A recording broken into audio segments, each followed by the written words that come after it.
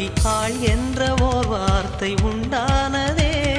காதல் என்ற மந்திரத்தின் மாயம் என்ன, கல்லும் முள்ளும் இப்போது பூவானதே. வானவில்லின் துண்டொன்று மண்ணில் வந்து யாருக்கும் சொல்லாமல் பெண்ணானதே.